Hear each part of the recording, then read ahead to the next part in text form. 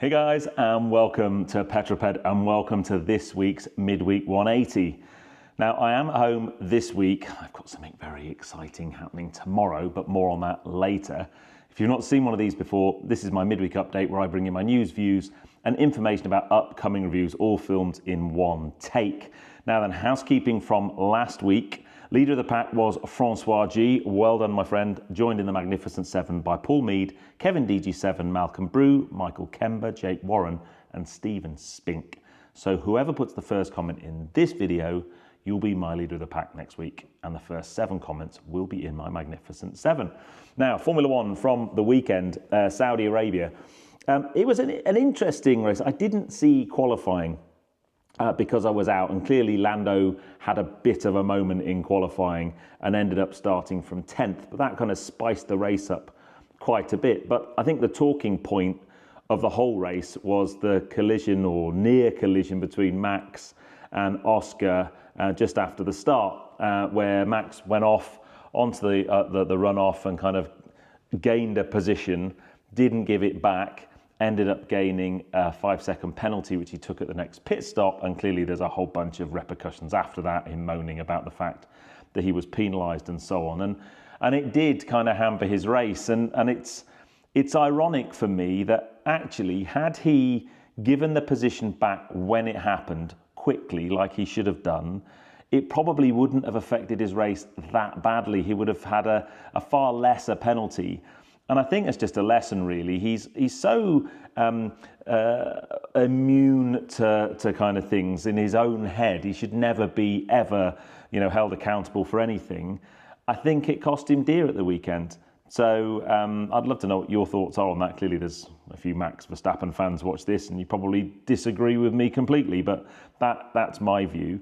Piastri went on to win the race, an amazing drive really, and now that puts him in the lead of the Drivers' Championship, which spices things up a lot.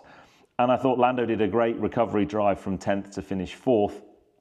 And all in all, it was actually quite an interesting race. There wasn't a massive amount of overtaking, but there was some interesting action on track. So yeah, not a bad one, but certainly the Drivers' Championship looks very spicy. I think McLaren are starting to show their colours in the Constructors' Championship, although I have to say that Kimi Antonelli, for me, he is the real deal. Incredible driver at that age. Now then, car news this week. Renault have announced pricing for their R5 Turbo 3E that I showed on the channel a few weeks ago. And it's no great surprise. I said in my video that it was likely to be somewhere between 120 to 150,000 pounds before you start to do some special options and customization.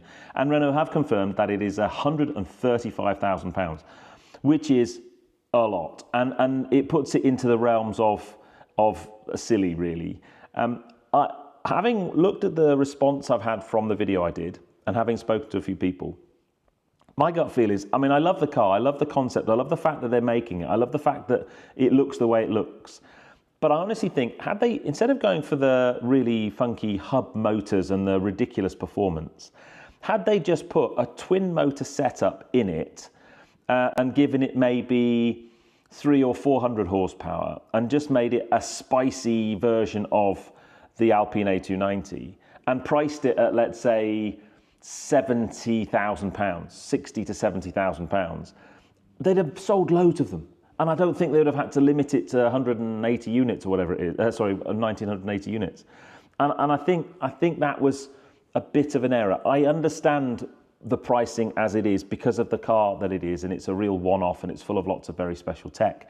But I actually think, a bit like the original Turbo 1 and Turbo 2, they were open to the kind of mass market. They were still an expensive car in their day, but they weren't as ridiculously expensive. That 135 grand puts it into the realms of super wealthy buyers who will probably never really use the car.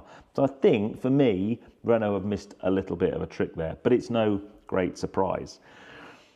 The other thing I want to talk to you about this week is I saw a press release from Car Gurus about I'm going to call it the death of the manual transmission car here in the UK. And again, when you read the numbers, although they're sad, it's not really a great surprise because we've kind of seen it happen by stealth over the last 10 years or so. The fact is, today in the UK, there are only 82 car models that you can buy that have a manual transmission option. If you compare that with 10 years ago in 2015, the number was 192. So it's over half, or half as few. Which I guess as we move towards all electrification, because electric vehicles don't have a manual gearbox, unless you look at the Ioniq 5N, which kind of has a nearly manual gearbox, but it's all done in software. So that's only 29% of new model offerings have a manual option. And actually there are 6 top brands that don't have a manual in their range at all. And that includes, dare I say it, Mini, which I just think's tragic.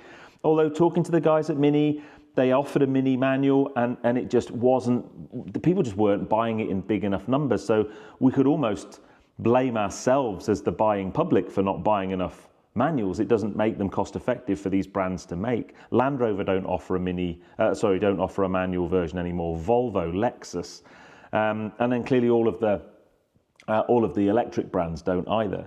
And I just thought that's really sad.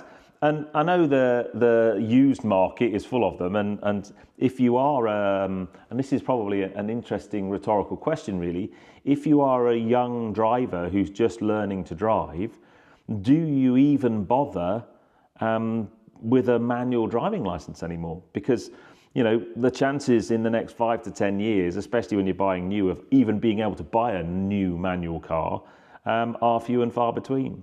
And I think that's really sad. Many of you will have seen the recent video I did on the 911 ST, and the thing that made that car so special and so incredible to drive was its manual gearbox.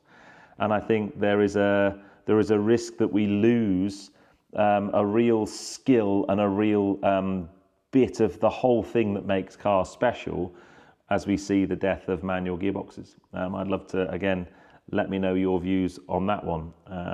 But yeah, it'd be interesting to see how things go over the next 5 to 10 years. It's a slightly shorter one this week. It is exciting for me. So this is Wednesday today. I am due to collect my new car tomorrow, my 911. I am finally going into 911 ownership.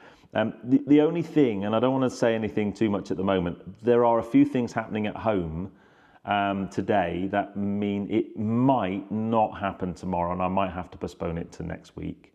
I hope not. And if I do collect the car tomorrow, then this Friday's video at 6 will be my reveal video.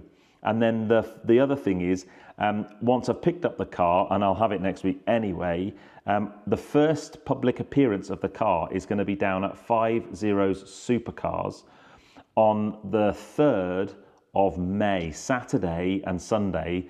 The guys at 50's are doing one of their mark weekends, and it's Porsche. And on Saturday, I am taking the 911 with a couple of mates. We're driving down, and I'll be there in the morning. So my plan is to get to 50's at about 9 o'clock. I'll be there till lunchtime. So if you want to come and see my new 911 in the metal, then head on to the 50's website. I'll put details in the link below. But if you want to come along, it's free to members of the public.